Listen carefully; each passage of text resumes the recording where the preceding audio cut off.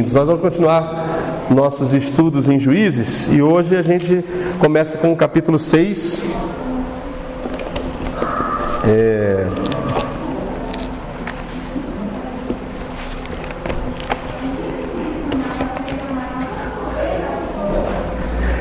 Vocês já estão querendo se acostumar depois a um novo lugar? Tipo assim, acaba o louvor, você já sai, né?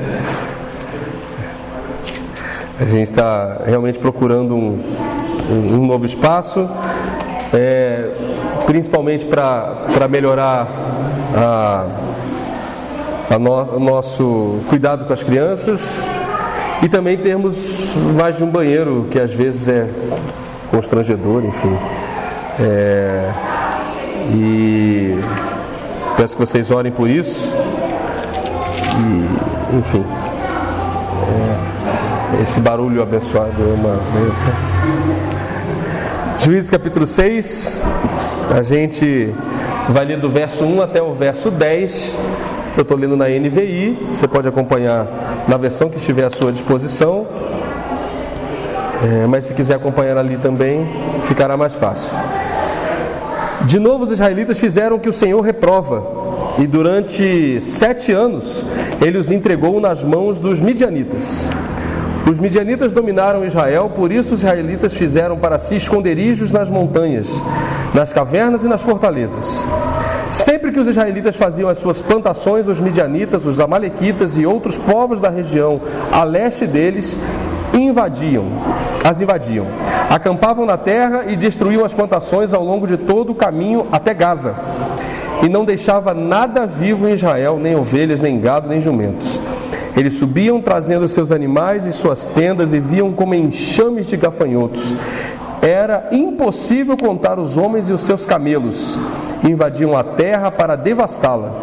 Por causa de Midian, Israel empobreceu tanto que os israelitas clamaram por socorro ao Senhor. Quando os israelitas clamaram ao Senhor por causa de Midian, ele lhes enviou um profeta que disse: assim diz o Senhor, o Deus de Israel: tirei vocês do Egito, da terra da escravidão. Eu os livrei do poder do Egito e das mãos de todos os seus opressores. Expulsei-os e dei a vocês a terra deles. E também disse a vocês: eu sou o Senhor, o seu Deus. Não adorem os deuses dos amorreus em cuja terra vivem. Mas vocês não me deram ouvidos. Amém. Amém. Senhor, mais uma vez, unimos nossos corações e mentes em oração ao Senhor, te pedindo que a Tua palavra, que é lâmpada para os nossos pés, que é luz para os nossos caminhos, te pedindo que a Tua palavra, que é como martelo que esmiuça o mais endurecido coração, te pedindo que a Tua palavra, que é fonte, verdade e eterna, ela possa ser mais uma vez relembrada, meditada por nossos corações e mentes, e assim confrontar aquilo que temos sido, aquilo que temos vivido, como temos agido, para que o Senhor possa corrigir os rumos que temos tomado na Tua direção. Amém.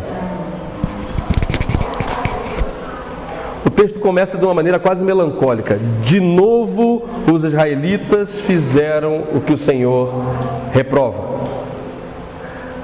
Quando eu comecei a preparar essa nossa meditação de hoje, me deu vontade de ficar só nesse trecho. De novo os israelitas fizeram o que o Senhor reprova. A gente tem estudado o livro de Juízes, já estamos no capítulo 6, e já vivemos 4 ou 5 ciclos nos quais os israelitas de novo fazem o que o Senhor reprova. Isso acontece logo após a morte de Josué, e o Senhor levanta o primeiro juiz. Qual o nome dele?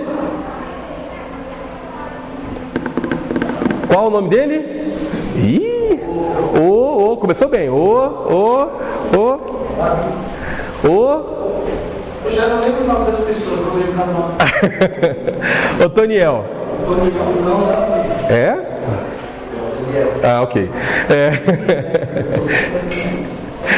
E Deus levanta Otoniel, que se casa com a filha de Caleb.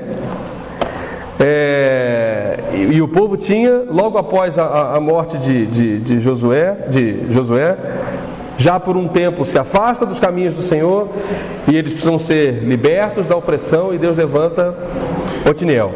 Depois de Otiniel, Deus levanta um outro juiz. Vocês não lembram nem do primeiro, vou lembrar do segundo. Ninguém vai lembrar do segundo, né? Agora colando da Bíblia, né? Você lembra de Eude, muito bem. Deus levanta Eude, um homem improvável, que nada tinha de diferente. Deus levanta e mais uma vez ele provoca uma nova libertação. Como é que começa o ciclo? O ciclo começa com apostasia, ou seja, o afastamento de Deus. Aí o que sucede a essa apostasia e afastamento do Senhor? Alguém lembra como é que funciona o nosso ciclo? Vocês estão dispersos hoje, hein? Vamos lá. O ciclo do que o livro de Juízes se repete ao longo de todas essas lideranças é apostasia, ou seja, as pessoas se afastam dos preceitos do Senhor, se esquecem das suas ordenanças. Qual é a consequência disso? Opressão. O povo é oprimido, o povo é sitiado, o povo tem invasão em suas terras, ele é desterrado, é empobrecido, é afligido. O que acontece depois dessa opressão e dessa aflição? Clamor. O povo clama ao Senhor.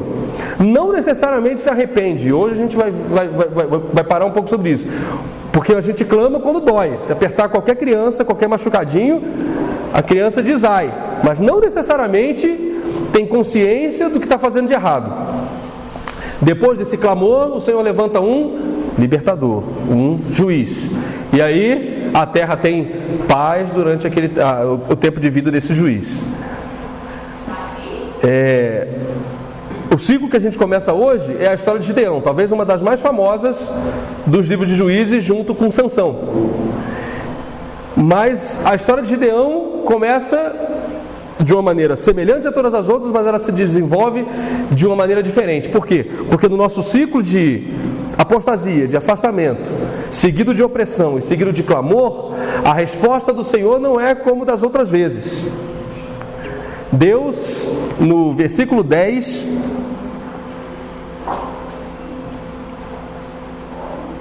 no versículo 7, capítulo 6, versículo 7, olha o que acontece quando eles clamam ao Senhor. Quando os israelitas clamaram ao Senhor por causa de Midian, Ele lhes enviou um profeta. Opa, não temos um juiz e um libertador. O Senhor levanta primeiro um profeta. Qual era o nome desse profeta? Qual era o nome desse profeta? Alguém sabe? Se alguém souber, só por revelação divina. A Bíblia não fala o nome desse profeta. A Bíblia não diz o nome desse profeta. Sabe por quê? Porque não interessa o nome do profeta. Interessa a profecia que ele está dizendo.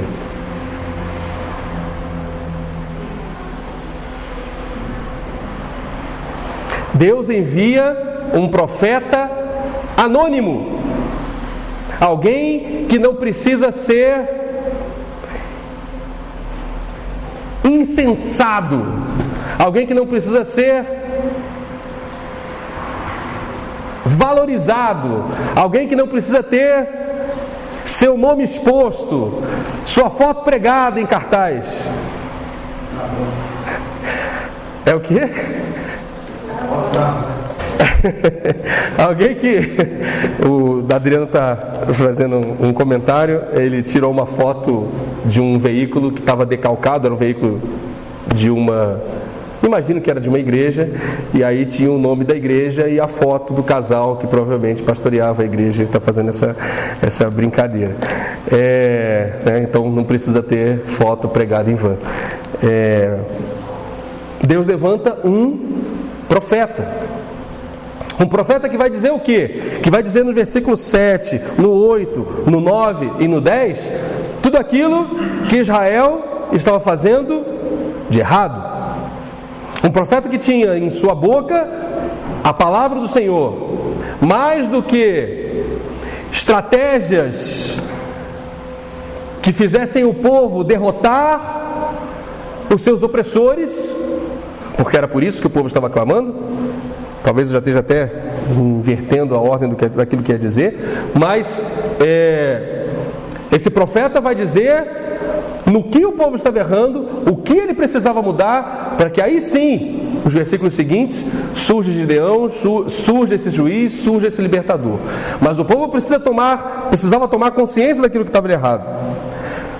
Voltemos ao versículo 1. De novo os israelitas fizeram o que o Senhor reprova, e por 7 anos eles foram entregues aos midianitas. É bom a gente mexer no Velho Testamento, porque no Velho Testamento a gente não tem tanto costume de meditar e de estudar. Alguém sabe quem são os midianitas? De quem são descendentes os midianitas? De quem? E os midianitas são descendentes de Ismael? É isso que você está dizendo? São descendentes de Ismael, parabéns. Na verdade, eles são irmãos de Ismael. Midianitas são descendentes de Abraão. Quantos filhos Abraão teve? 2, um com H e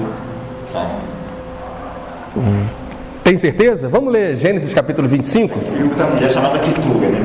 Aí! Gênesis capítulo 25, versículo 1. Vamos ler lá. Abraão casou-se outra vez com uma mulher chamada? Ketura. Abraão casou-se outra vez com uma mulher chamada? Ketura. E ela lhe deu os seguintes filhos, olha lá. Zinrã, Joquizã, Medã e... Opa! Da onde vêm os midianitas? São filhos de Abraão. Assim como Medã, os medanitas, enfim. Quando eu estava... eles não são descendentes de Ismael, são irmãos de Ismael, né? Então você tem... Você sabe quantos anos tinha Abraão quando se casa com Ketura? Se a gente fazer as contas com a cronologia bíblica. Mas essa foi a segunda depois de Ismael? Terceira? É a terceira? Mulher? Não, essa é a segunda mulher, né? Ele tem filho, ele casa-se com Sara, tem filho de Agar, que é uma concubina. Sara morre e Abraão então fica viúvo e se casa com Ketura e tem esses filhos todos com Ketura. Abraão devia ter mais de 140 anos. Alguns dizem 160, porque quando Sara morre, Isaac, para ser consolado aos 40 anos, Isaac se casa, filhinho da mamãe, né? Ele fica ali, a mãe, né? Segura, a gente falou sobre a mãe judia domingo passado, fica ali na barra da mãe, quando a mãe dele morre, ou seja, ele tem 40 anos,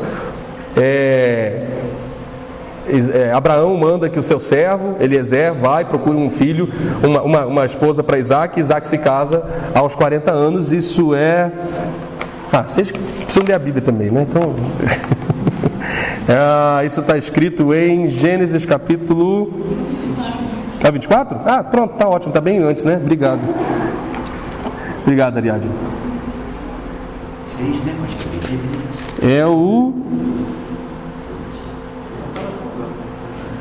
Enfim, é o capítulo 24 que vai dizer do casamento de Isaac e que diz a idade de Isaac quando Isaac tinha 40 anos. Então, eu estou falando de Abraão. Abraão, então, depois da sua morte, depois da morte de sua esposa, depois de sua morte, depois da morte da esposa de Abraão, Abraão se casa de novo. Agora vamos lá. Vamos jogar algumas perguntas para a gente queimar a mente. É errado se casar de novo? Sim ou não? Antigamente. Nem agora, tá? Nem antigamente, nem agora. Para deixar claro aos viúvos. Me ajude, Márcio. Não há nenhum impedimento ao casamento.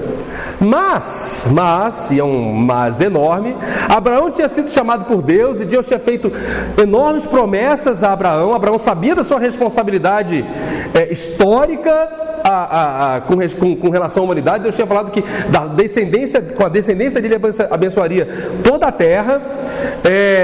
Sua esposa Sara, enquanto viva, tenta dar uma ajuda a Deus nesse processo e coloca sua concubina para que ele tenha um filho com ela.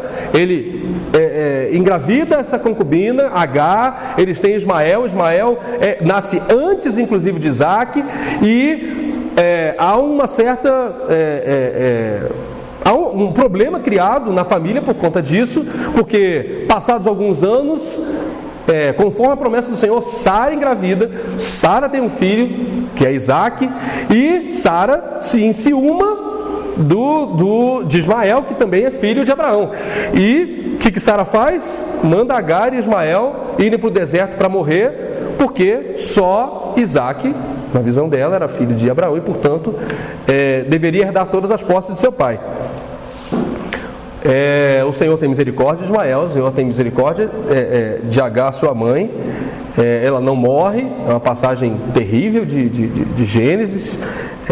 Ela se afasta do seu filho no meio do deserto, porque já não tem mais nada para comer, já não tem mais nada para beber. E o Senhor envia um anjo que a toca e que fala: não, você não vai morrer, porque ele, por ser filho de Abraão, também será numeroso, também será abençoado. Muito bem. Abraão já tinha dado uma escorregada, né? Porque aceitou o conselho da esposa naquilo que não deveria aceitar. Não que a gente não deva ouvir as mulheres, a gente deve sempre ouvir as mulheres, mas algumas vezes a gente deve ouvir as mulheres com alguma reserva, né? Entendendo, sabendo daquilo que o Senhor colocou no nosso coração. Na maioria das vezes os conselhos são abençoados, mas há coisas que o Senhor coloca no nosso coração e isso é muito importante. O Senhor, seja você homem ou mulher, às vezes tem palavras que são particulares, são do cuidado para você. E por mais que outras pessoas próximas, que te amam, que desejam o seu bem, estejam dizendo coisas que pareçam corretas, o maior conselho é o do Senhor, que a gente possa fazer essa peneira. Abraão não fez isso, nem na primeira vez e nem na segunda, porque o que acontece? Aos 140, aos 160, estou julgando aqui, me perdoe, mas Abraão precisava casar de novo? Abraão casa de novo por quê? Será que lhe faltava coisas para conquistar na vida? Lhe faltava filhos? Lhe faltava posteridade? Não. Mais do que isso. Ele sabe que ao se casar, muito provavelmente vai acontecer o que aconteceu. E olha que essa Quetura era abençoada, né? Porque foram quantos? Acho que são 12 filhos. Zinran, Joquizam, Medã, Midian, Isbaque, Suá. Aqui não continua, né? E Joquizam gerou Sedana. Acho que o versículo continua. Gênesis 25.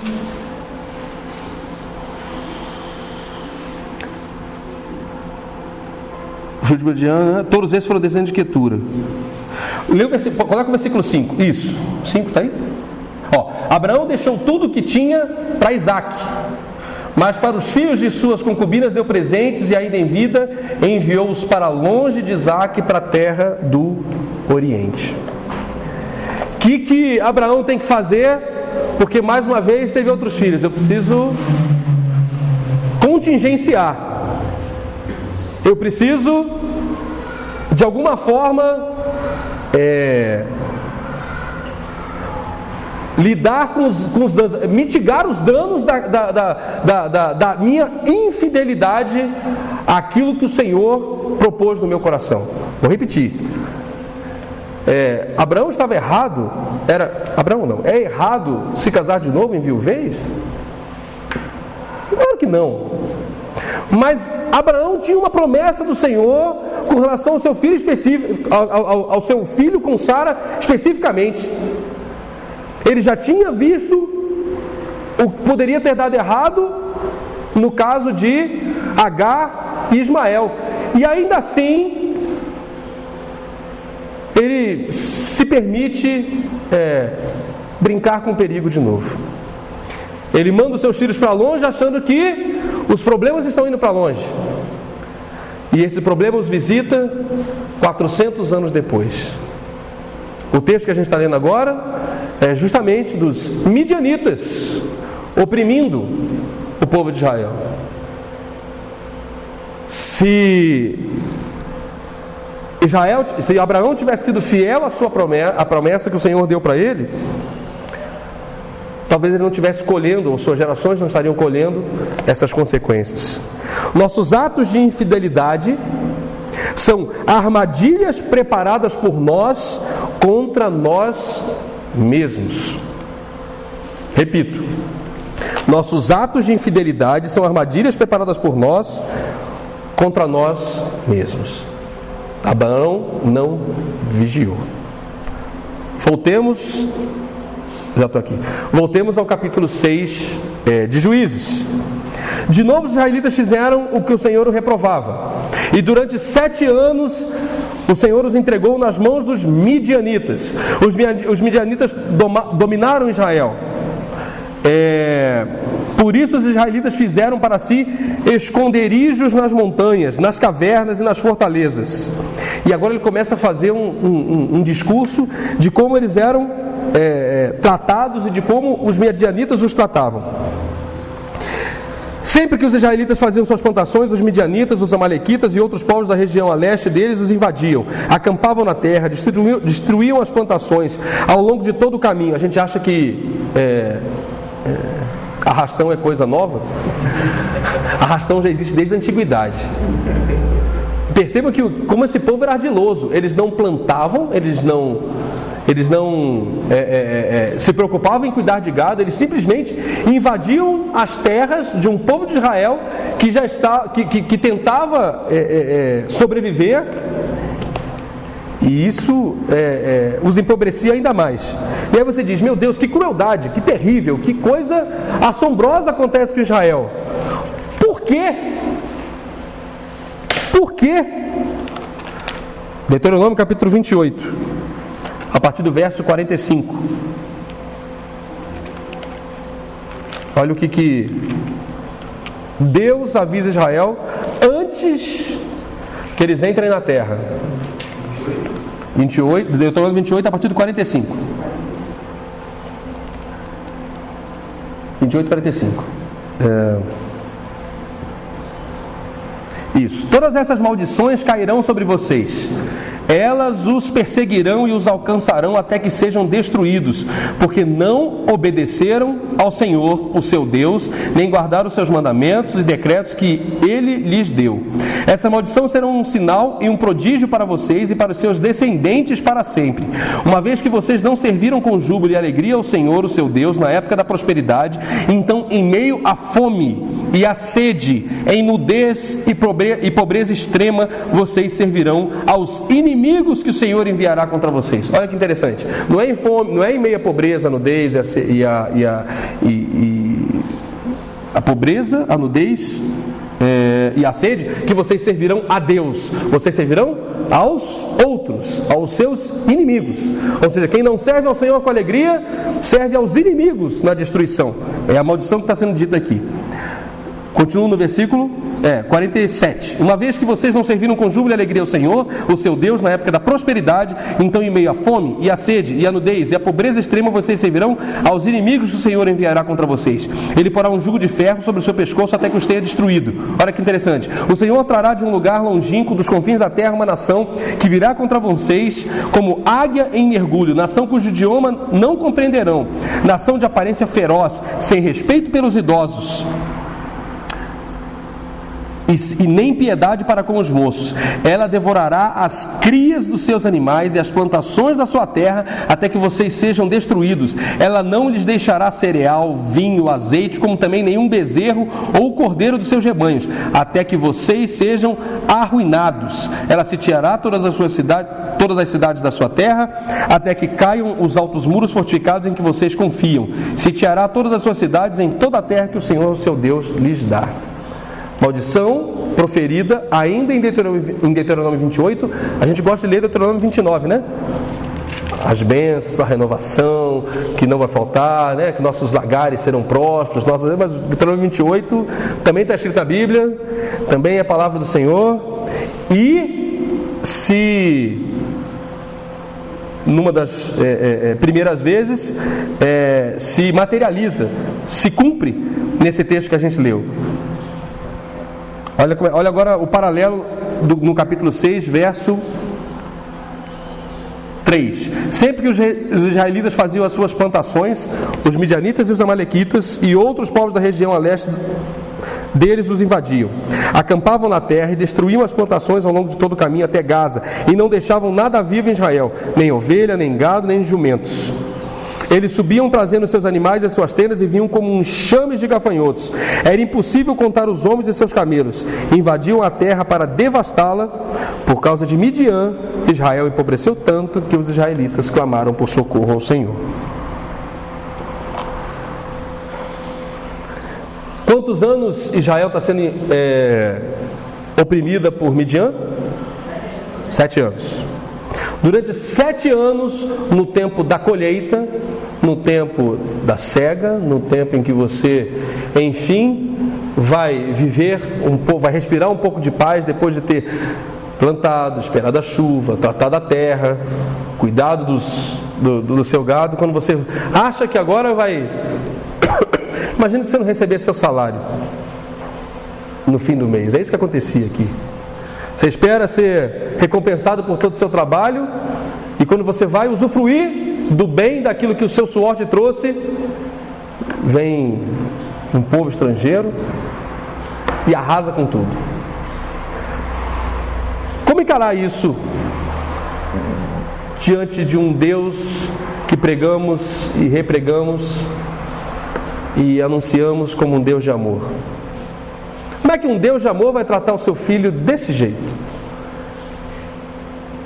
Deixando em tal estado de pobreza, de abandono, que eles não conseguem sequer usufruir. A gente vai ler um pouco mais à frente, nos próximos domingos, a história de Gideão. E Gideão é encontrado malhando trigo, onde? Num lagar, no lugar de pisar as uvas. Por quê? Porque os opressores já tinham mapeado tudo. Falaram assim, bom, tá, é hora da colheita. Todo o milho que foi feita a colheita, agora ele precisa ser peneirado, né? Precisa ser malhado, para que a gente possa separar o trigo da palha. E ele faz isso num lagar, escondido. Esse povo está completamente oprimido. Como é que eu enxergo, como é que a gente pode servir a um Deus que promete coisas tão terríveis assim? Um castigo tão duro. Como é que isso se combina com o amor de Deus? Alguns de nós, talvez a maioria daqui dos que estão presentes, são pais também e mães. Não é verdade? Já passou pela cabeça de vocês, pais e mães, ser pai ou mãe, e mesmo aqueles que ainda não são, mas que pensam no futuro, sem corrigir seu filho? O que um amor sem correção leva? Ou melhor, leva à morte. O que um amor sem castigo é?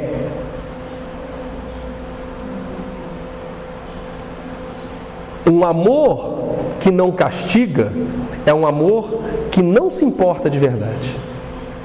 Um amor que não corrige é um amor desinteressado, descomprometido. É mais uma utilização do outro como objeto do que uma relação entre duas pessoas. Se Deus não castigar Israel, a mensagem que Ele está passando é: vivam do jeito que vocês quiserem, contanto que vocês me tragam oferendas. Deus deixa de ser Deus e passa a ser um ídolo. E toda a atenção do livro de Juízes é Deus se mostrando como Deus diferente dos ídolos a que Israel estava sendo tentado a servir.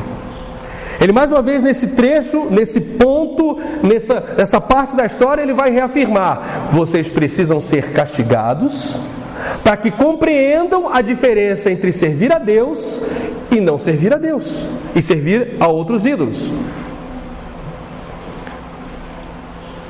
Significa que tudo que acontecer de desgraça na sua vida é o Senhor pesando a mão em castigo sobre você? Sim ou não? Não. Não. Nós somos contingenciados por uma série de coisas. Se há uma coisa, se há uma regra que a gente pode compreender muito bem ou entender muito bem, é: não há regra. Não há relação de causa e efeito. Seu pneu não furou, seu filho não ficou doente porque você deixou de fazer algo ao Senhor. Mas se você deixar de fazer, de cumprir os seus mandamentos, sim, o Senhor que lhe ama lhe castigará para lhe trazer mais perto. Esse castigo pode ser terrível como foi aqui, e o Senhor tinha prometido que seria assim. Eles tinham feito um contrato, eles tinham assinado um acordo com o Senhor, eles tinham feito um pacto, para usar a linguagem teológica. Nesse pacto eles diziam: nós serviremos ao Senhor. E o Senhor disse: se vocês me servirem, assim vos irá. Pergunto: o Senhor sabia que eles não cumpririam o pacto? Sim. Porque ninguém consegue cumprir. Então, meu querido, a questão não é se você vai conseguir ou não ser 100%, mas o que você vai fazer quando você for confrontado com sua própria apostasia ao Senhor. Eu espero que você não precise passar 7 anos sendo sitiado pelos seus inimigos, 7 anos afastados do Senhor, 7 anos achando que está vivendo, mas na verdade está sobrevivendo, ou menos do que sobrevivendo, está subvivendo, se é que existe essa palavra. Você na verdade está deixando, nesses momentos de viver aquilo que o Senhor gostaria que você vivesse.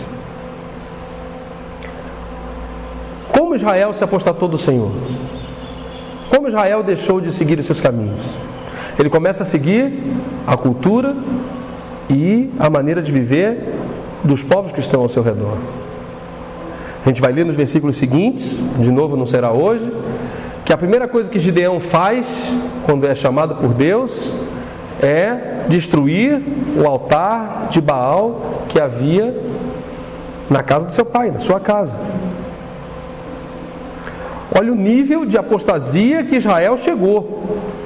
Não era só mais flertar com a infidelidade de servir ao Senhor como único Deus. Eles tinham colocado dentro da própria casa um altar. Por quê?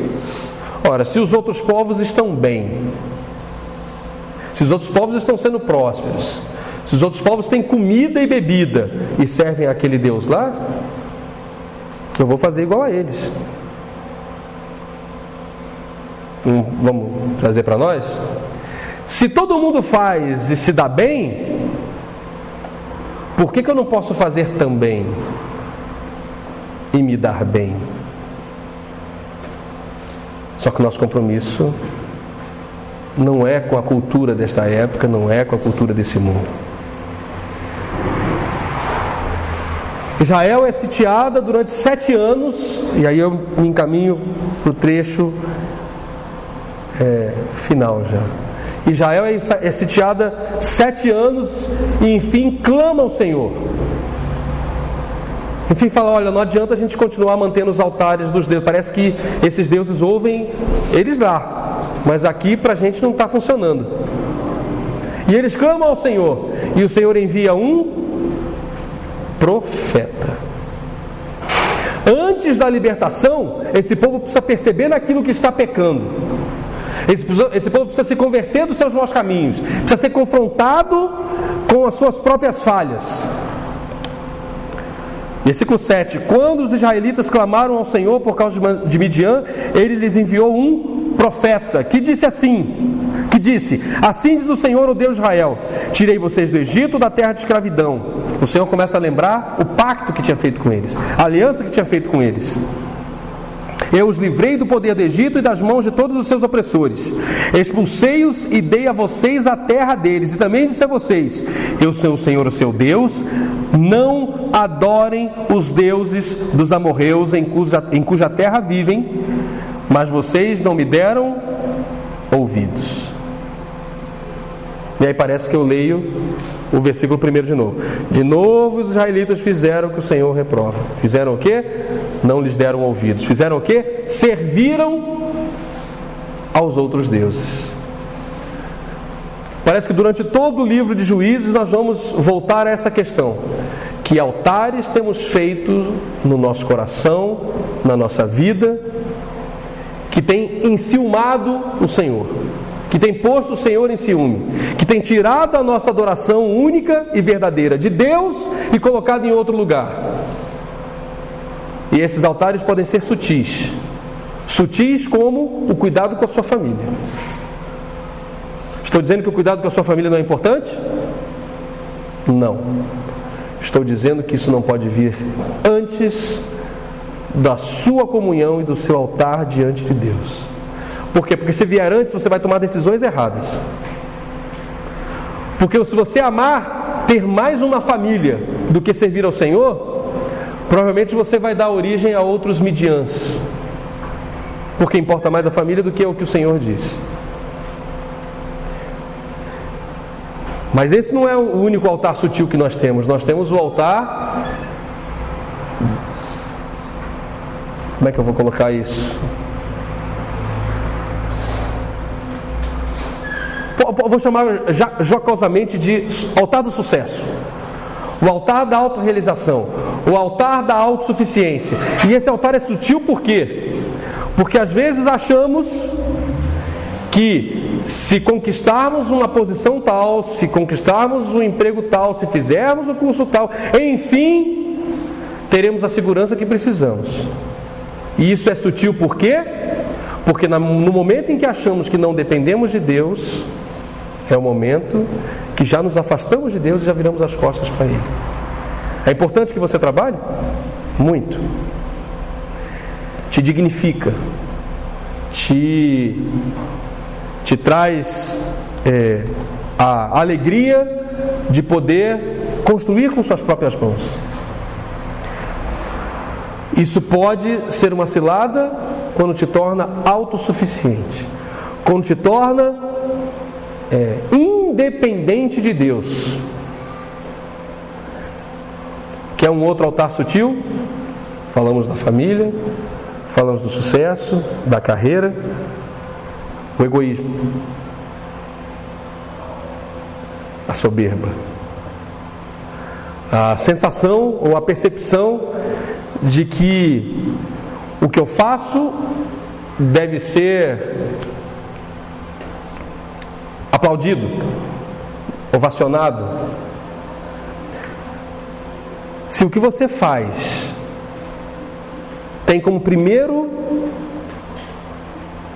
destinatário o Senhor, seja o que quer que você faça, seja o cuidado com seu filho, seja o seu trabalho secular, seja o seu relacionamento com as pessoas à sua volta, se o que você faz tem como primeiro destinatário o Senhor, você nunca terá necessidade de reconhecimento, porque o que o Senhor faz e o que Ele reconhece, Ele te dá a certeza no coração.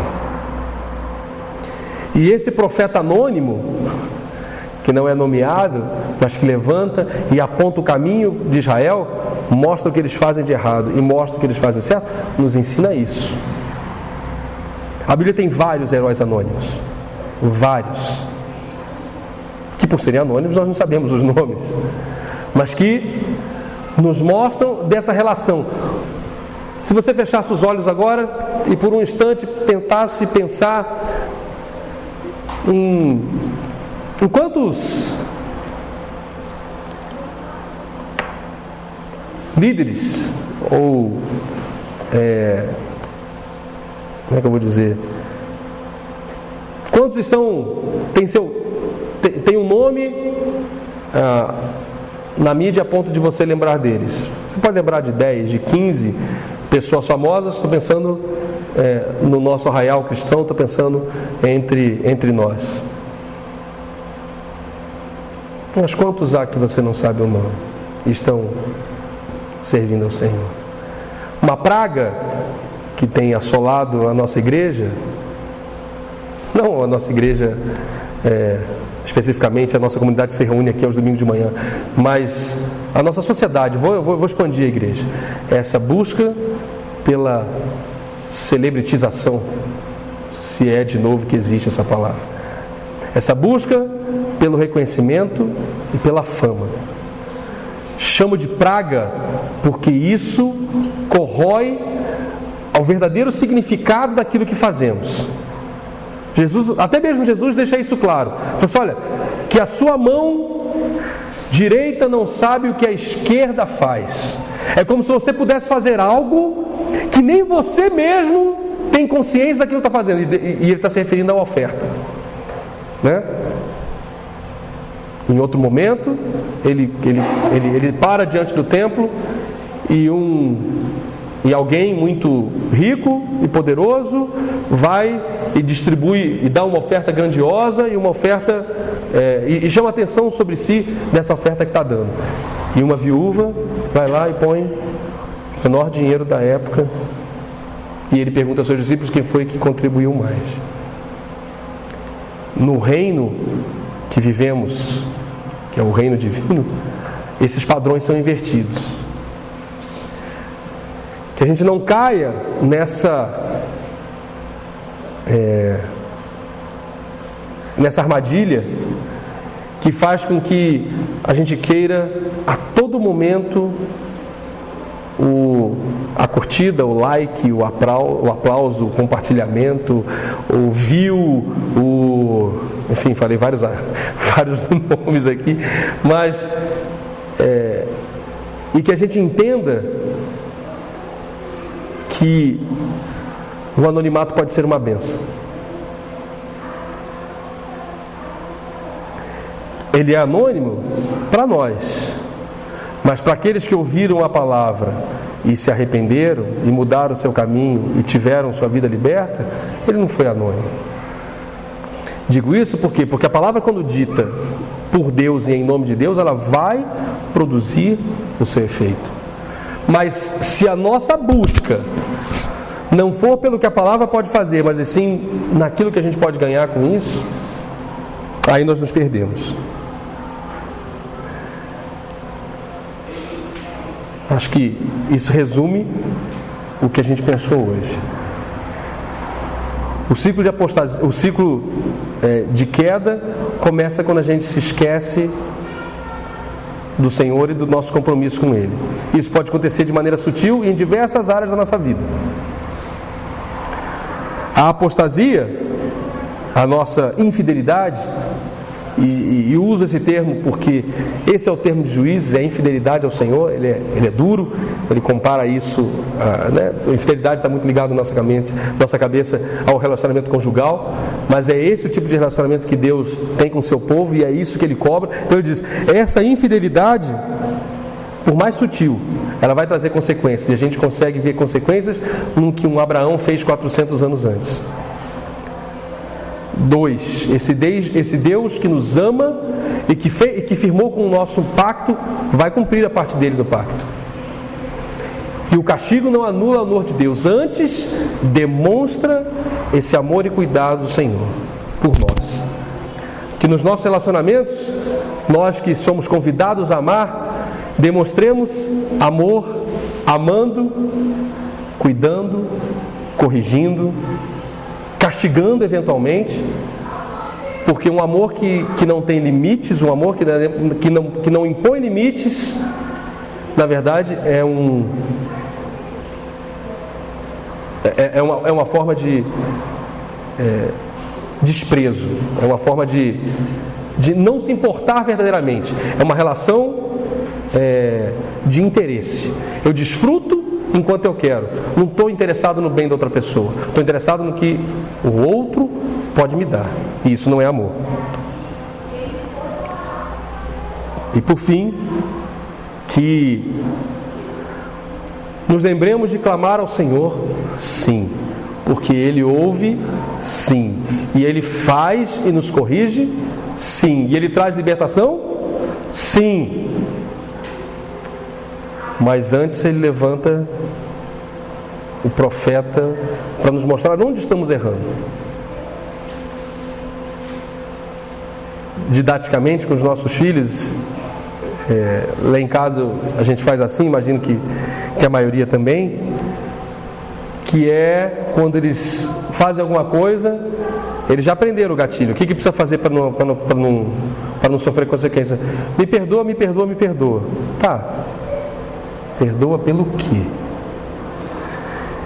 Se ele consegue me dizer pelo que ele está pedindo perdão, eu entendo que a correção fez sentido. Se ele não souber me dizer, lá vamos nós de novo para explicar o que está acontecendo. Isso é cansativo. Isso não é fácil. Mas é assim que Deus nos faz também. Não adianta só dizermos o ai do clamor. É preciso olhar para dentro e descobrir o que estamos fazendo de errado. Mas para terminarmos de maneira positiva, o Senhor envia sim libertação. O Senhor envia sim, o Senhor te ama. Pode ser um momento de castigo que você esteja passando. Pode ser um momento de opressão, de aflição. Mas assim como o Senhor envia esse castigo, Ele também envia libertação. Ele também te traz restauração e te faz se arrepender dos seus maus caminhos e te abençoar. Que na nossa relação com Deus, a gente não se baseie apenas naquilo que Ele tem que nos dar ou no que nós ou de como nós podemos, não é agradá-lo, mas que a gente não tente comprá-lo nas nossas relações com o Senhor. A regra é não ter regra. Você não vai ter uma fórmula no Novo Testamento que te garanta sucesso. Não existe isso. O Novo Testamento te convida a um relacionamento com Deus, a um autoexame diário daquilo que agimos bem ou agimos mal. Como Paulo convida, examine-se, pois, a si mesmo. Que você tenha um tempo para fazer isso agora, enquanto nós oramos encerrando. Amém.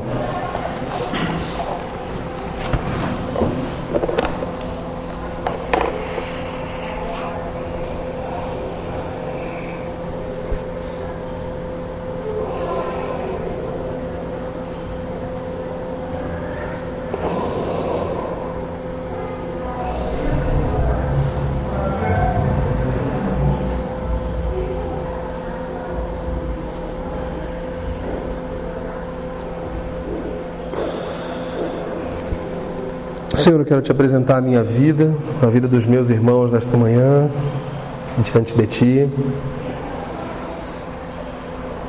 como aqueles que buscam Te servir em sinceridade, mas que por muitas vezes não percebemos, não divisamos aquilo que pode nos fazer mal, aquilo que pode nos afastar de Ti. O afastamento de Ti, a nossa infidelidade a Ti não acontece de uma vez.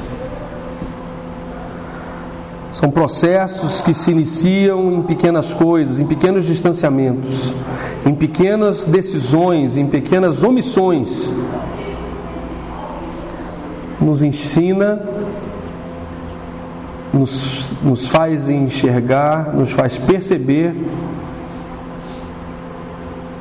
os caminhos de morte que temos escolhido. Que não precisemos ser soterrados, que não precisamos ser triturados, machucados, castigados por 7 anos, como o povo de Israel foi no texto que a gente leu. Mas que o Senhor nos dê discernimento e sabedoria para podermos fazer essas correções de rota.